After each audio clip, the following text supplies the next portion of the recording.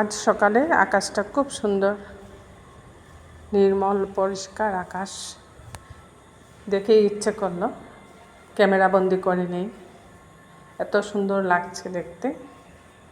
নীল আকাশ, সাদা মেঘ ভেসে বেড়াচ্ছে। আপনাদের সাথেও এত সুন্দর জিনিসটা শেয়ার না করে পারলাম না।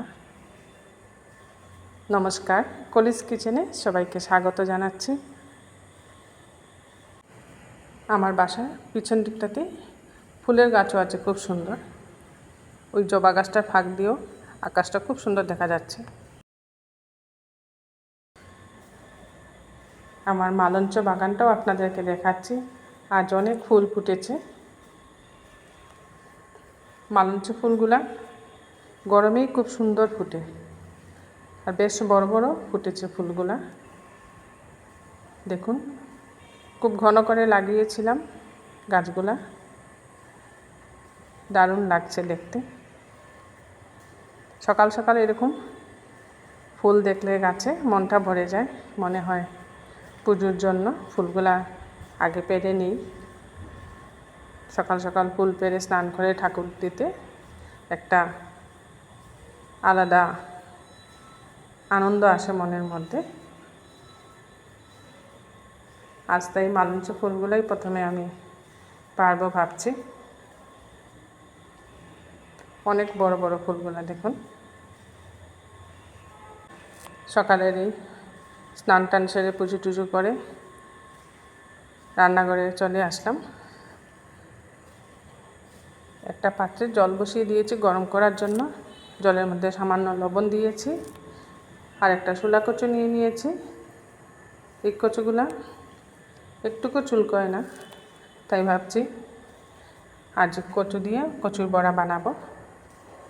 একটু লবণ জলে প্রথমে এগুলো আমি ভাপিয়ে নিচ্ছি, সাথে একটু লেবুর রসও দিয়ে দিচ্ছি। এতে করে আর কোনো ভয় থাকবে না গলা ধরার। এমনিতেই কচুগুলা গলায় ধরে না, তবুও কচু জাতীয় জিনিস রান্না করার সময় আমি একটু টক আর সাথে একটু লবণ দিয়ে ভাপিয়ে নিই। একটা বাটির মধ্যে এখানে নিয়ে নিয়েছি কর্নফ্লাওয়ার, সাথে দিয়ে দিলাম এখানে চালের গুঁড়া। চালের গুঁড়াটা মিক্সড করলে খুব ক্রিস্পি হবে কচুর বড়াগুলো, এর জন্য। এবার এর মধ্যে কালো জিরে দিয়ে দিয়েছি, দিয়ে দিলাম সামান্য হলুদের গুঁড়া, জিরে গুঁড়া। এগুলাকে এখন শুকনোভাবে একটু মিশিয়ে নেব। পরিমাণ মতো লবণটাও দিয়ে দিয়েছি। এইভাবে শুকনো অবস্থায় এগুলাকে খুব ভালো করে মিশিয়ে নিচ্ছি।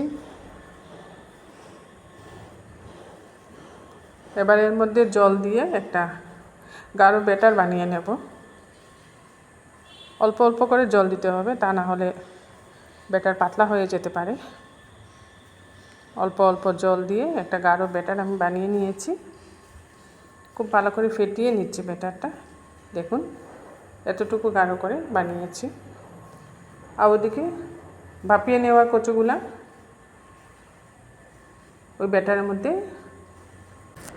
কচুগুলা ডুবিয়ে খুব ভালো করে ব্যাটার দিয়ে কচুগুলা ডুবিয়ে ভালো করে মেখে নিলাম। কড়াইতে রিফাইন্ড অয়েল দিয়ে দিয়েছিলাম। রিফাইন্ড অয়েলটা গরম হয়ে যাওয়ার পর দুই পিস করে কচুগুলো মুচমুচে করে ভাজবো। একদম লাল লাল করে ভাজবো, তবেই খেতে ভালো লাগবে।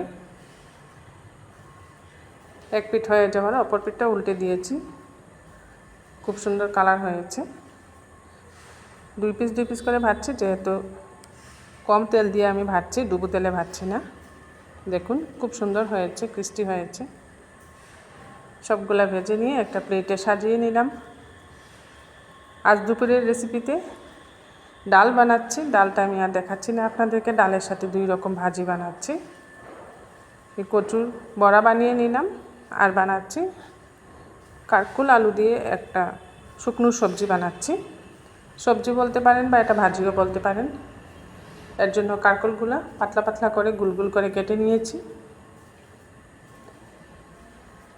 কারকুলগুলোকে খুব ভালো করে ধুয়ে পরিষ্কার করে নিয়েছি। আর এখানে বড় সাইজের একটা পেঁয়াজ কুচিয়ে নিয়েছি, সাথে নিয়েছি 2টা আলু। আলু 2টাকে আমি এইভাবে কেটে কুকারে সিদ্ধ করে নেব। আলুটা সিদ্ধ হয়ে যাক, এদিকে গ্যাসে একটা কড়াই বসিয়ে দিয়েছি। কড়াইয়ের মধ্যে দিয়ে দিলাম রিফাইন্ড অয়েল, সামান্য হলুদের গুঁড়া দিয়ে দিয়েছি। অয়েলের মধ্যে কেটে রাখা কারকুল দিয়ে দিলাম। কারকুলটা দিয়ে সামান্য লবণ দিয়ে দেবো এর মধ্যে। হলুদের গুঁড়াটা যেহেতু আগে তেলের মধ্যে দিয়েছি, এতে করে কালারটা খুব সুন্দর হয়। এবার কারকুলটারে নাড়াচাড়া করে খুব ভালো করে ভেজে নেব। যেভাবে কারকুল ভাজা বানিয়ে থাকি এইভাবে কারকুলগুলো আমি ভেজে নিচ্ছি।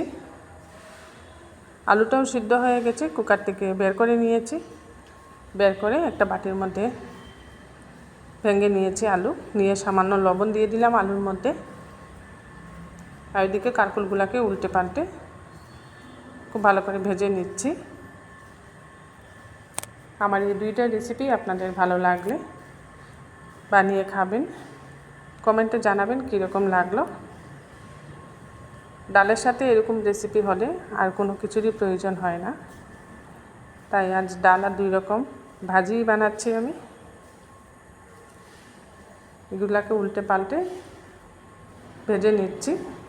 এবার মধ্যেখানে একটা শুকনো লঙ্কা দিয়ে দিলাম ফাটিয়ে। শুকনো লঙ্কাটাকেও কারকুলের সাথে ভাজবো। এবার এই লঙ্কার উপরই কুচিয়ে রাখা পেঁয়াজ দিয়ে দিচ্ছি। কুচিয়ে রাখা পেঁয়াজটা আমি পরে দিচ্ছি কারকুলের মধ্যে, এতে করে পেঁয়াজের একটা গন্ধও থাকবে আর পেঁয়াজগুলো মুখে পড়বে। তাই প্রথমেই তেলের মধ্যে পেঁয়াজগুলো আমি ফ্রাই করি নাই। এবার কারকুলের সাথে পেঁয়াজগুলোও ভেজে নিচ্ছি। আমার এই 2টা রেসিপি যারা ফেসবুক থেকে দেখছেন ফেসবুক পেজটা ফলো করে নেবেন, আর যারা ইউটিউব থেকে দেখছেন কলিজ কিচেন এখনও সাবস্ক্রাইব করেন নাই, কলিজ কিচেনটা সাবস্ক্রাইব করে নেবেন। আরও কিছুক্ষণ এগুলো ভাজতে হবে পেঁয়াজ আর কারকুলটাকে।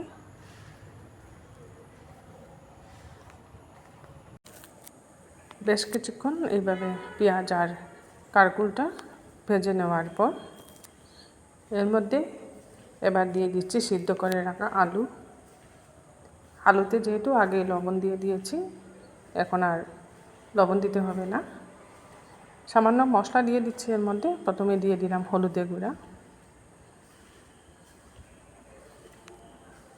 আর দিতে হবে সামান্য জিরে গুঁড়া, সামান্য ধনে গুঁড়াও দিয়েছি, আর লাল লঙ্কার গুঁড়া খুব সামান্য দিচ্ছি, এটা বেশি ঝাল হবে না। কাঁচা লঙ্কা কেটে দিয়েছি এর মধ্যে, 2টা কাঁচা লঙ্কা কেটে দিয়ে এবার এটাকে বারবার নাড়িয়ে একটু ভাজা ভাজা করে নেব। এটা রুটির সাথে খেতে খুব ভালো লাগে, শুকনো শুকনো হয় সবজিটা। এর মধ্যে জল দেব না আমি। এইভাবে আলু কাঁকরোল দিয়ে শুকনো করে রেসিপিটা বানিয়ে নেব। বারবার নাড়িয়ে একটু ভাজা ভাজা করে নিতে হবে। আলুটা যেহেতু সিদ্ধ করে ভেঙে দিয়েছি, তাই কারকুলের সাথে আলুটা মাখা মাখা হয়ে যাবে। তৈরি হয়ে গেছে, এবার একটা সার্ভিং ডিশে সার্ভ করে নিচ্ছি। আমার এই 2টা রেসিপি আপনাদের ভালো লাগলে একটা লাইক করে দিবেন। আপনাদের একটা লাইকে আমাকে অনেক অনুপ্রাণিত করে নতুন নতুন রেসিপি বানাতে। খুব সুন্দর হয়েছে দেখতে। রাতের বেলা রুটির সাথে এই সবজিটা বানিয়ে নেওয়া যায়, খুব ভালো লাগে খেতে। এরকম নতুন নতুন রেসিপি নিয়ে আগামীতেও আমি আপনাদের সামনে হাজির হচ্ছি। সবাই ভালো থাকবেন। নমস্কার।